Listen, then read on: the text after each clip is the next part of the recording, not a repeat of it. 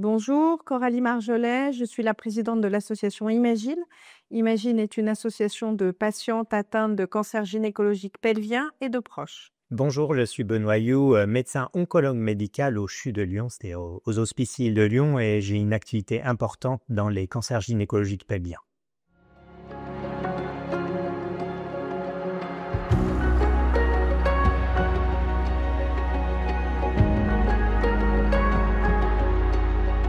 Alors oui, c'est un cancer gynécologique qui est développé à la surface de l'ovaire. C'est à peu près 5 000 à 6 000 nouveaux cas par an en France, donc ça représente un cancer relativement rare, mais qui est particulièrement grave. Malheureusement, 3 000 patients meurent chaque année. Donc c'est la 5e cause de décès par cancer chez les femmes, mais la première cause de décès par cancer gynécologique chez les femmes. Les patientes vont présenter des symptômes qui peuvent paraître habituels, comme un gonflement du ventre, comme des douleurs du bas-ventre ou des douleurs du dos qui durent un peu, voire une constipation un peu rebelle ou une perte d'appétit, une fatigue particulière ou des signes urinaires, mais en tout cas, il n'y a pas de symptômes spécifiques du cancer de l'ovaire. Le cancer de l'ovaire est appelé le tueur silencieux car les symptômes qu'a décrit Benoît sont des symptômes que les femmes croisent tout au long de leur vie. Ce qui est important de souligner, et la sensibilisation chez Imagine passe par là, c'est que si ces symptômes perdurent plus de 3 semaines, ne sont pas comme d'habitude et résistent au traitement habituel, il faut consulter, en parler à son médecin et ne pas hésiter à évoquer les cancers gynécologiques. Un autre point important, c'est que les femmes n'osent pas parler de ces douleurs. Ça touche à la zone intime et sexuelle et souvent, quand elles arrivent devant leur médecin, elles parlent d'autre chose, et pour le médecin, c'est aussi difficile de prendre conscience que les symptômes ne sont pas comme d'habitude et qu'il devrait investiguer aussi de ce côté-là.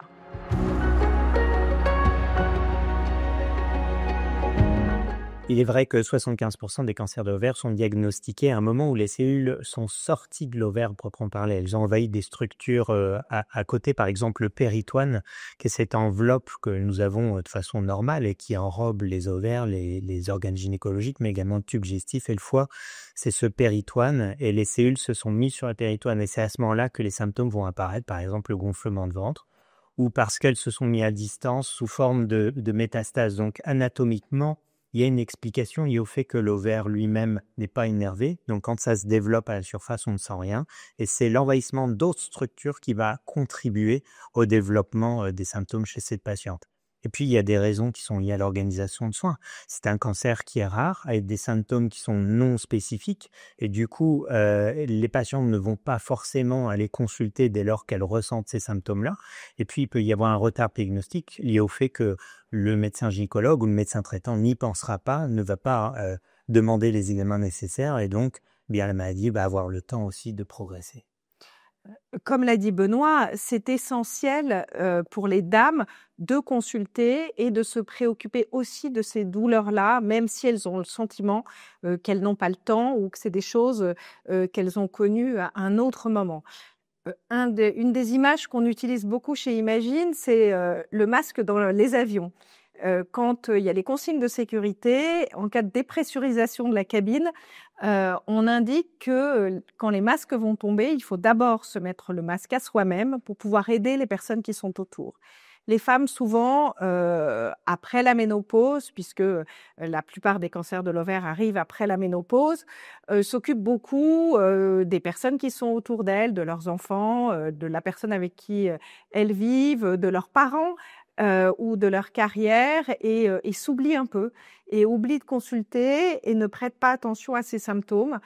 Donc, mesdames, pensez à vous, consultez et puis s'il y a des symptômes, osez en parler à votre médecin.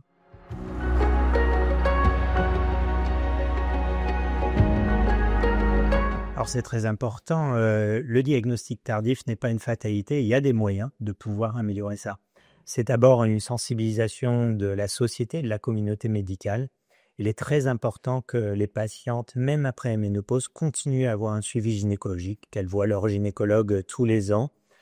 Parce que de cette manière-là, dès lors que la patiente va présenter des symptômes qui ne sont pas identifiés de façon classique chez elle, le médecin gynécologue pourra y penser, pourra adresser la patiente pour faire les examens de radiologie. Et puis, bien sûr, il faut sensibiliser la communauté médicale à être plus réactif dès lors que la patiente va présenter des symptômes qui sortent de ce qu'on connaît chez cette patiente. Et puis, il y a enfin un rôle important de la recherche pour développer des programmes de dépistage du cancer de l'ovaire, parce que plus on le diagnostiquera tôt, plus on pourra traiter tôt la maladie et plus on va augmenter les chances de guérison et de diagnostic des patientes. Et le cancer de l'ovaire est un cancer particulier parce que, il arrive, comme on l'a dit, souvent après la ménopause et les femmes, se disent: «Bon, ben, c'est mes ovaires ne servent plus à rien, elles sont grosses comme des amandes, on va me les enlever et tout ça va être réglé rapidement et je vais reprendre ma vie d'avant». Mais en fait, ça se passe pas comme ça et comme l'a dit Benoît, le cancer de l'ovaire se répand rapidement, dans l'ensemble de la cavité abdominale. C'est pourquoi c'est un cancer qui doit être pris en charge de façon spécifique dans des centres de référence. Il y a des associations aussi comme Imagine qui sont là pour accompagner les dames dès le diagnostic, dès le début, afin que, elles puissent mieux vivre les traitements, mieux vivre dans la maladie. On est là, à leur côté, avec les bénévoles d'Imagine pour pouvoir répondre à leurs questions.